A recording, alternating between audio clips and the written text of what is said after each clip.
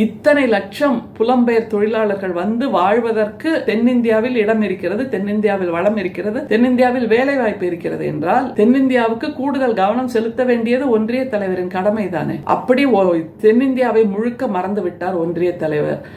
North east சொல்லக்கூடிய வடகிழக்கு இந்தியாவை மறந்து விட்டார். இவருக்கு நினைவிருப்பது எப்போதுமே ஹிந்தி பெல்ட் என்று சொல்லக்கூடிய உத்தரப்பிரதேசம், ராஜஸ்தான், மத்திய பிரதேசம், குஜராத், இந்த மாதிரி சத்தீஸ்கர், உத்தராகண்ட், இந்த மாதிரி மாநிலங்கள் மட்டும்தான். அதனால இந்த பாரபட்சத்தை தான் நாம் கேள்வி கேட்கிறோம். நம்முடைய முதல்வர் அவர்கள் எங்களுக்கான நிதி பகிர்வை எங்களுக்கு கொடுங்கள் என்று முதலாக தென்னிந்தியாவில் இருந்து ஒரு உரிமை குரல் எழுந்ததென்றால் நம்முடைய முதல்வரின் குரல் தான் என்பதை நாம் நினைவில் வைத்துக் கொள்ள வேண்டும்.